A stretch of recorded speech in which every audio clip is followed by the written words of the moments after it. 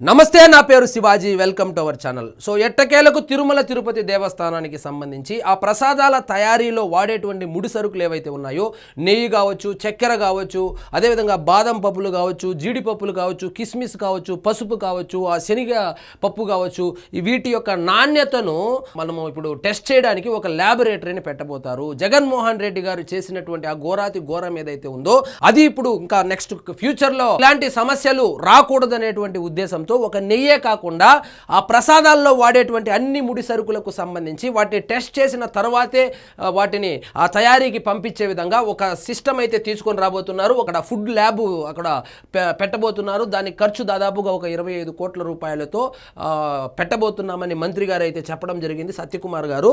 So ఇదేదో apply చేసింటే 250 కోట్ల రూపాయలు మిగిలేదు టీటీడీ వాళ్లకు. కానీ ఇలాంటివి ఒప్పుకోరు. ఎందుకంటే మీరు కనుక చూస్తే ఏ ల్యాబొరేటరీనో, ఏ సిఐడినో, సిబిఐయో లేదా లేకపోతే అమెరికాలో ఉన్నటువంటి వాళ్ళ ఆ సంస్థలో అవి అవసరం లేదండి.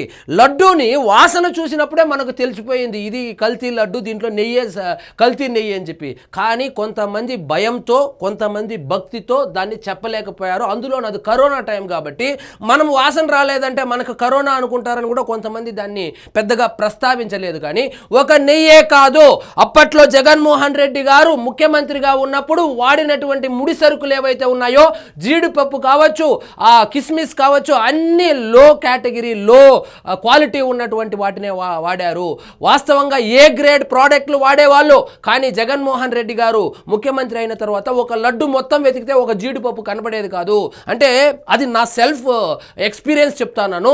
ఇప్పుడు కనుక మనం లడ్డు తీసుకొని చూస్తే ఒక లడ్డులో 3 నుంచి 4 జీడిపప్పులు ఉండేది. నేను చిన్నప్పటి నుంచి చూస్తూ ఉండేవాడిని. జగన్మోహన్ రెడ్డి గారు ముఖ్యమంత్రి అయిన తర్వాత నేను తిరుమల తిరుపతి దేవస్థానానికి వెళ్ళినప్పుడు నేను తీసుకున్నటువంటి లడ్డులో 2-3 అది కూడా ఇరిగిపోయినటువంటి జీడిపప్పులు మాత్రమే నాకు కనబడింది. మీ ఎక్స్పీరియన్స్ మీరు కామెంట్ రూపంలో తెలియజేయండి. ఇప్పుడు అలాంటి వాటికి చెక్ పెట్టాలనేటువంటి ఉద్దేశంతో సో పర్మనెంట్ సొల్యూషన్, సో ఇక గతంలో జరిగినటువంటి ఈ అవకతవకలు కావచ్చు, ఈ కుంభకోణం కావచ్చు, ఈ అపచారం కావచ్చు, ఇలాంటివి జరగకుండా, హిందువుల మనోభావాలు దెబ్బతినకుండా, శ్రీవారి యొక్క ప్రతిష్ట దిగజార్చకుండా ఉండడానికి 25 కోట్ల రూపాయలతో ల్యాబ్ అయితే పెట్టబోతున్నారు. తిరుమలలో అత్యాధునిక ఫుడ్ ల్యాబ్ మార్చి నుంచి అందుబాటులోకి. నెయ్యి, ఇతర పదార్థాల నాణ్యత పరిశీలనకు ఈ టంగ్, ఈ నోస్ యంత్రాలు. ఈ టంగ్, ఈ నోస్ ఎట్లా అంటే మన నాన్నమ్మ, మన ముత్తాత ఎవరైతే ఉన్నారో వాళ్ళు వాసన చూసి ఏది జీడిపప్పు, ఏది అసలైన జీడిపప్పు, ఏది అసలైన నెయ్యి అని ఏ విధంగా అప్పుడు యంత్రాలు లేనప్పుడు ఏ విధంగా వాళ్ళు కనుగొనే వాళ్ళు, అలాంటి టెక్నాలజీనే ఇప్పుడు తీసుకొని రాబోతున్నారు. సో 60 రకాల ముడి సరుకుల నాణ్యత పరీక్షలు చేసే సామర్థ్యం ఫ్రాన్స్ నుంచి దిగుమతి, మేలో అందుబాటులోకి. మంత్రి సత్యకుమార్ వెల్లడి. ఇక్కడ చూడండి ఏమేమి టెస్ట్ చేయబోతున్నారో. సో ఇక్కడ లడ్డూ తయారీలో వాడేటువంటి నెయ్యి కావచ్చు, జీడిపప్పు, కిస్మిస్, బాదం పప్పు, శనగలు, చక్కెర, యాలకులు, పసుపు, కారం వంటి 60 రకాల ముడి సరుకులు ప్రసాదాల నాణ్యతను పరీక్షిస్తారని చెప్పారు. అంటే తయారీకి ముందు ఒకసారి, తయారు చేసిన తర్వాత కూడా టెస్ట్ చేసేటటువంటి ఒక టెక్నాలజీని అయితే తీసుకురాబోతున్నారు. తిరుమలలోని ఫుడ్ ల్యాబొరేటరీ ఏర్పాటు పనులు 90% వరకు పూర్తయ్యాయని మంత్రి చెప్పారు. ఈ ల్యాబ్ కార్యకలాపాలు వచ్చే నెల నుంచి ప్రారంభమవుతాయని వెల్లడించారు. కల్తీ నెయ్యిని దృష్టిలో ఉంచుకొని ఈ ల్యాబ్లో ప్రత్యేకమైన ఈ టంగ్ అండ్ ఈ నోస్ మిషన్లను 3.5 కోట్ల వ్యయంతో సమకూరుస్తున్నట్లు పేర్కొన్నారు. అదేవిధంగా మొన్న టెండర్లు కూడా వేశారు. టెండర్లు కూడా చాలా నియమ నిబంధనలు వైఎస్ఆర్సీపీ వాళ్ళు ఉన్నప్పుడు ఏ విధంగా అయితే నిబంధనలు మార్చారో అవన్నీ ఇప్పుడు దాన్ని కూడా ప్రక్షాళన చేసి ఎవరైతే నిజంగా పాలు సేకరిస్తారో, ఏ డైరీలు అయితే స్వచ్ఛమైన ఆవు నెయ్యిని సరఫరా చేస్తారో అలాంటి వాటికే టెండర్లు కూడా ఇవ్వడం జరిగింది. అయినప్పటికీను వాటిని టెస్ట్ చేయడానికి అంటే ఏమైనా జరగచ్చు కదా, మార్గ మధ్యలో కూడా ఏమైనా జరగవచ్చు కదా.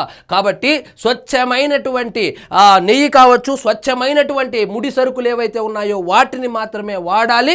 గతంలో జరిగినటువంటి ఈ అవకతవకలకు తావు లేకుండా పర్మనెంట్ సొల్యూషన్ లాగా అయితే తీసుకొని వస్తున్నారు. ఖచ్చితంగా ఇది మనము అభినందించాల్సినటువంటి విషయమే. ఇక్కడ చూడండి, ఫ్రాన్స్ నుంచి ఈ టంగ్ అండ్ ఈ నోస్ యంత్రాలు.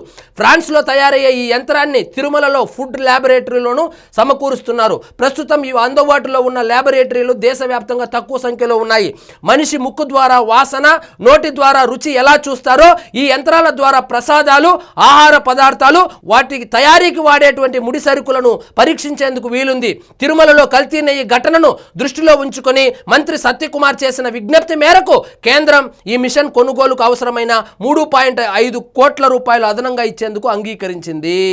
సో కేంద్రం ఈ మిషన్ ద్వారా 3.5 కోట్ల రూపాయల డబ్బులు కూడా ఇవ్వబోతున్నారు.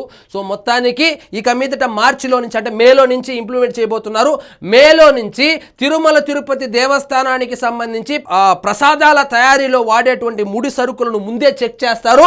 ప్రసాదం తయారు చేసిన తర్వాత కూడా లడ్డు యొక్క క్వాలిటీని కూడా చెక్ చేసి భక్తులకు స్వచ్ఛమైనటువంటి పవిత్రమైనటువంటి ప్రసాదాన్ని అందించడము, అదేవిధంగా తిరుమల తిరుపతి దేవస్థానం యొక్క ప్రతిష్టను పెంచడం కోసము, పవిత్రతను కాపాడడం కోసము పూర్తి చర్యలైతే తీసుకోవడం జరిగింది. సో ఇకనైనా ఆశిద్దాం, అట్లీస్ట్ ఇక మీదటైనా తిరుమల తిరుపతి దేవస్థానానికి సంబంధించి గతంలో జరిగినటువంటి మిస్టేక్లు జరగకుండా హిందువుల మనోభావాలు కాపాడబడతాయి. అదేవిధంగా తిరుమల తిరుపతి దేవస్థానం యొక్క పవిత్రత కాపాడబడుతుందని చెప్పి ఆశిద్దాం. సో ఇదండి ఈరోజు మన టాపిక్. మీకు ఈ వీడియో నచ్చినట్లయితే లైక్ చేయండి, షేర్ చేయండి, ఛానల్ మాత్రం సబ్స్క్రైబ్ చేసుకోవడం మర్చిపోవద్దు.